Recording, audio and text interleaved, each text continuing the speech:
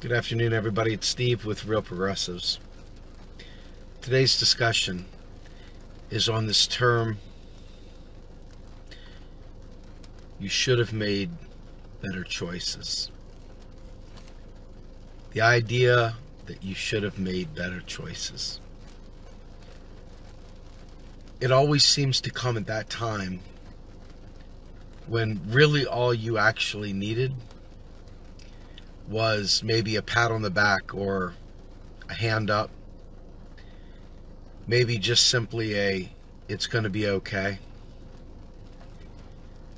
But invariably, when somebody asks for help, there'll be people that want to help. They don't even ask why. They just know they want to help people. They know that their heart says, I want to help people. And then there's this other person, this other type of person. And I don't understand this kind of person. I really don't understand it. But I'm trying to understand it. And this is the person that comes in and says, you should have made better choices. Let's take a look at the decisions you made to see whether or not you are deserving of redemption. Whether you're deserving of a hand up or a leg up.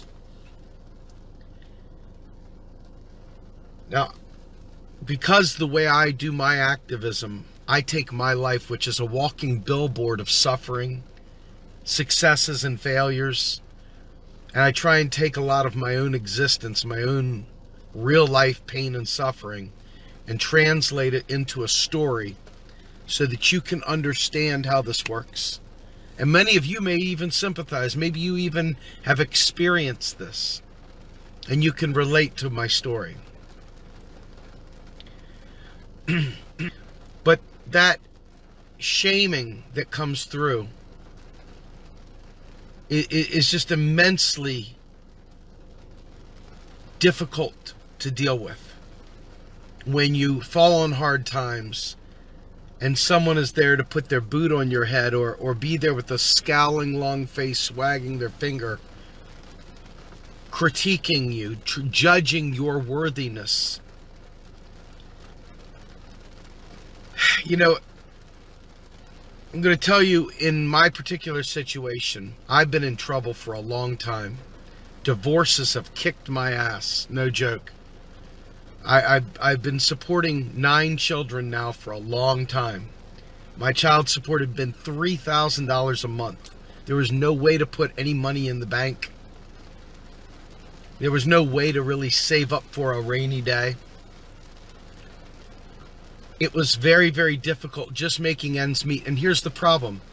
In between jobs, because ever since I lost my career at Verizon, which spanned 17 years, I've been in the gig economy. A 6-month contract here, 1-year contract there, maybe a longer term contract, and then something transpires, doesn't make it last, whatever. Another 6-month contract, 3-month contract, year contract. You see what I'm saying? And if you don't understand the way it works when you're already behind, like you're already running from a boulder, there's no distance between the acts and your next mistake. You're living in a perpetual state of tension, fear.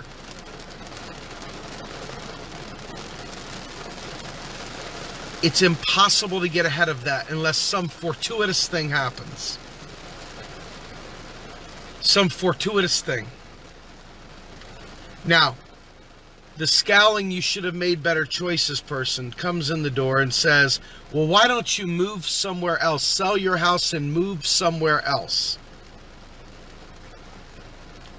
Well, under normal circumstances, maybe that's a good option, right? Maybe that's a good option. But not if your house is underwater from the global financial crisis still 9 years later. 9 years later, your house is still suffering from the great financial crisis. What do you do with that? I don't know. You just suffer through and keep fighting through it, right? And so then what? Now they've already told you got to sell your house and move because that's good choices to them. That's the choice. That's the bucket of choices that the downtrodden have. Pick up and leave everything and go somewhere else. And under some circumstances, that might be exactly the right answer. But then the next phase is, well, why don't you go ahead and take the train back and forth to Washington, D.C., or take the train back and forth to, New York City, or take the train back and forth to Philadelphia. And you say, wow, there are a lot of jobs there under different circumstances. If I was a single guy and didn't have a child on the spectrum with special needs and lots and lots and lots of therapy, maybe I could be that guy that does train life, because I love train life. Ever been train life? I love train life. You get 2.5 hours this way, 2.5 hours that way. You can work on business. You can do whatever. But you can't do that if you've got to get your son to a feeding clinic. And you can't do that if you've got to get your son to a occupational therapist. And you can't do that if you've got to teach them how to do the most basic tasks. So train life is off the table, right?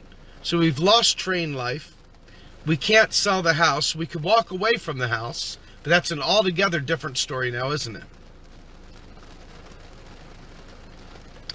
And you start seeing how people start trying to lay this on you, and you've got no choices. You're like sitting there, you're like drowning, you're screaming in a pillow. You've got every one of these bad choices. Hey, why don't you go to Dubai? I hear that they got great jobs in Dubai. If you're willing to go and move to Dubai, well, guess what? We've got a child here who has a father that's in the local area that will not allow them to leave the area. And I don't blame him. That's his kid. He wants to see his kid. So why would you let somebody just take your kid to some faraway place?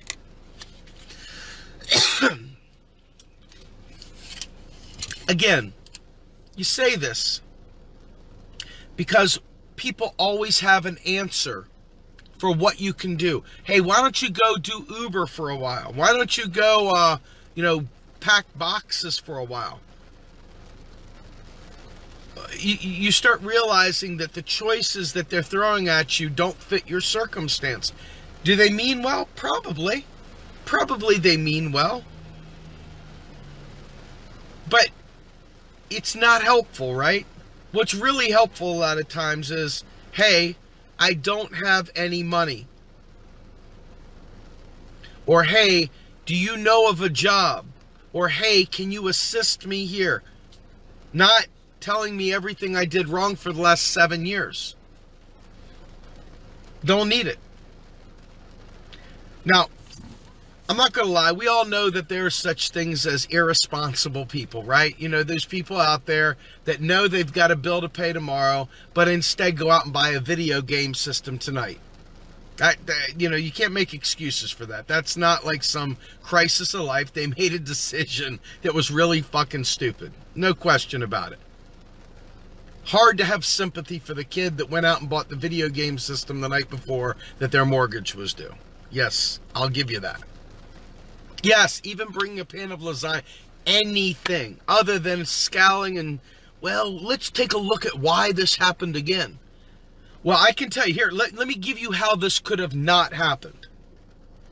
I could have not had a child with autism. I could have not entered him into therapy and stuff to take care of him. I could have chosen to not do that. I could have made that choice. That's really what it comes down to. Because otherwise, I'm working at a job. I'm struggling like everybody else, but I'm working at a job, and that's the way it goes. But when you are in a position where your son is sick or can't go to school or can't do whatever and they have special needs, it's a different thing. When your kid doesn't sleep and they stay up all night long because they're out, their mind won't stop. It's a different world. There's so many different things. And it's like, but here, let me tell you what bad choices you might have made, because didn't you have this problem last time a contract ended? Have you all ever worked in contract work? You get your 1 year in. And sometimes they extend you for another year. Sometimes it's a perpetual contract. And then it's something you did yesterday, which was perfectly fine yesterday. You do it today, and suddenly it's enough to make them angry, and without warning, gone. You're gone. You worked from home one too many days. You didn't fill out a book one too many days. You didn't do this, you didn't do that. Something trips you up and you're gone because you're a contractor. You're out of job. Contractors have no rights whatsoever. A full-time employee, you got to really fuck up to lose your job most of the time. That's not to say they don't lay people off. That's not to say they don't fire them. But it's a different world to be an actual, on-the-books, full-time equivalent employee than a contractor. People don't realize the horrible decisions that you have to make the further down the life scale, the pay scale, the class scale you go. People are making decisions about whether to skip meals, whether their kids have to skip meals, whether they have to skip meals to feed their kid. They lost the lottery of birth. They weren't born into a wealthy family. That was a poor decision on their part. Maybe they made a bad decision being born into the wrong circumstances. I don't know. The only way to get out of this stuff is to literally purge everything, go to jail, take the hit, do whatever you've got to do, and literally start from scratch. That's the only way I know. Otherwise, you're left dealing with the wreckage while you're trying. So you're walking with a limp the whole way through. You're not running. You're not in good shape. You're limping because you've got to carry the burden of all the other shit. Fines, fees, penalties. Every time you're late. Every time you get a month or two gap in your employment, your child support goes in arrears. Every time you take a month or two in between jobs, your friggin' mortgage goes in arrears. Then there's fines, fees, and penalties stacked on top of it. Every time you do that, your car goes in arrears. There's fines, fees, and penalties on top of it. Then there's the repossession. And it just, these fines, fees, and penalties, is it a bad decision you couldn't afford to pay it? I mean, what do? You go rob a bank? You go hold somebody up? You go sell drugs? You sell some ass? You offer to do wet works on some dude that owes you money? What do you do? I don't know. It's the alternative economy you're stuck with, because when the regular one isn't hiring you, now what do you do? It is expensive to be on the wrong side of good. It is expensive to be poor. It is super expensive because then you're in the system, and now you're paying for court costs, and now you're getting liens put against you, and now you've got people chasing you for money that they'll never see because you'll never be able to get it to them. Now you're afraid to get your freaking body taken care of at the hospital for fear your social security number will show up somewhere and they'll come after you for that. I mean, it is expensive to be poor. It is expensive.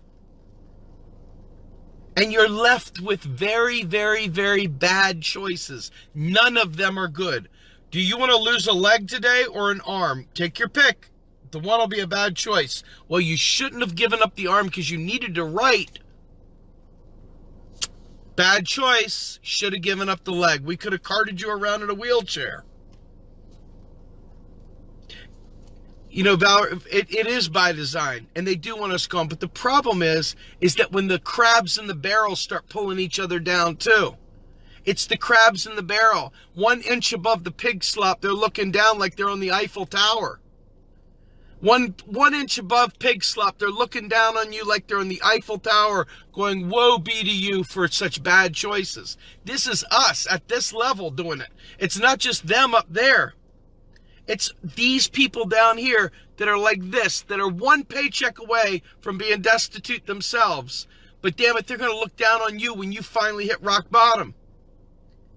And then a few years later, you know, somebody told me, this is no joke, somebody told me that because I'm so confident in the economic stuff that I talk about, because I don't pull punches and I never ever deviate, I'm always honest to the point where it gets me in trouble.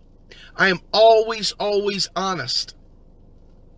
Somebody said to me, somebody I care about immensely, that there are people out there who genuinely would be excited to see me suffer because they don't like the fact that they think I'm cocky. And I'm like, cocky? I'm sitting here trying to empower an entire movement of people to understand the freaking fallout of the injustice of economics in America and around the world. I'm a living, breathing testimonial to my own activism. And so when I see this happen, and I say, wow, what else would I do with my life? This is it. Even if somehow or another tomorrow morning I woke up and the sun was shining brightly, I know what I'm called to do. I'm called to be the guy that barrels through the gates to stop economic inequality and to fix this problem. I know who I am. I know what I was born to do, and this is it. I believe that we can fix these problems, but we've got to stop judging each other. We've got to stop judging each other. Life is hard enough without having to justify our existence to each other. Life is hard enough. And I don't care if you're a Democrat, and I don't care if you're a Republican. I don't care if you're an independent. I don't care what side of the aisle you're on. Hard times hit us all. And I care about every single one. Every single person. I don't care what stripe they bear. Your kids, your family, I care. Because this is one of the most painful things that you could ever go through. It affects your mental health. It affects your blood pressure. It affects your oral hygiene. It affects every aspect of your body. It affects your relationships with people. It affects your confidence, your ability to get another job. It's self-perpetuating death spiral into the toilet. Now, I want to tell you something. And I hope that you guys get some hope from this, because I have gotten tremendous hope. In the 4+ hours I created my GoFundMe this morning, I guess it's 5 now, we've raised well over $3,000. That is amazing. It's amazing. It's nowhere near enough, unfortunately, but it is absolutely amazing. And I was in tears. Tears. I mean, like you wouldn't believe, tears of gratitude. But I'm going to tell you something, and I hope you hear me.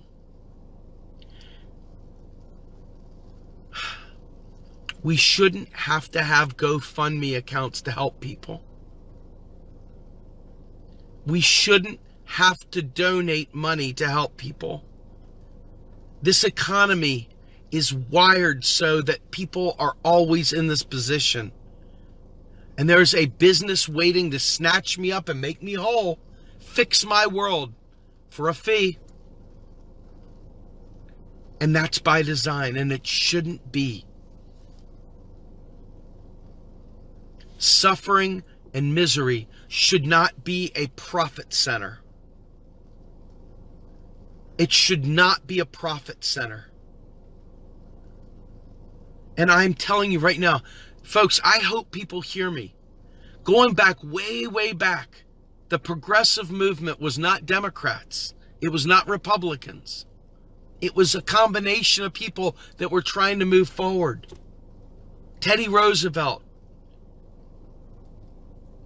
I want you all to understand that we at Real Progressives support real progressives wherever they're at. Because we know it's the 99%. We know it's we the people. And we the people, regardless of what party we end up suckling into, are the ones that bear the weight of all these decisions. We are the ones that bear the weight of all these bad decisions that our government makes in our name. We're the ones that carry that weight. And it is completely unnecessary. Instead of sitting there with my son, loving him to death, I'm sitting here thanking donors, and I'm thankful. Please, God, know I'm thankful. But instead of being able to take care of him and love on him, I'm sitting there chasing down, making phone calls, trying to figure all this shit out because life is tough. And I know life has been tough for a lot of people for a long time. So I don't want to claim like I've got some monopoly on tough life, because I don't. In many ways, my life is better than most.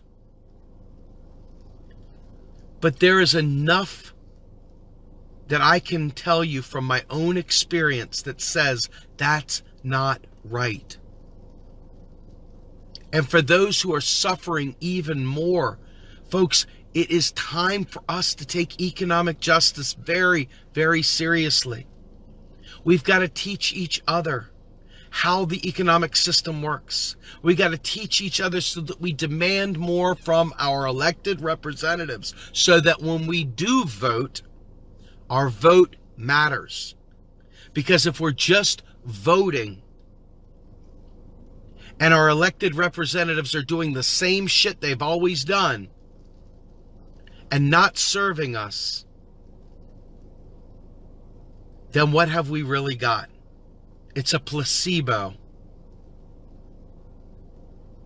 We need to be effective activists, and we need to have the tools at our hand to make the kind of change that lasts. And that is why, my friends, please hear me out. Don't judge those that are struggling. Help them when you can. And learn modern monetary theory. Learn how the actual system works so that we can prevent this kind of crap from happening. Winter is fast approaching. You saw the first snowfall in Denver here recently. People are on the streets right now without shelter. And it's only going to get colder. There are spikes on the walls in cities where they keep the homeless from laying down. There are spikes on the walls preventing people from taking a nap. Folks, there are laws that literally are keeping people from having shelter. We have houses all across America that are abandoned that could be fixed up in a heartbeat and given to people for all I care.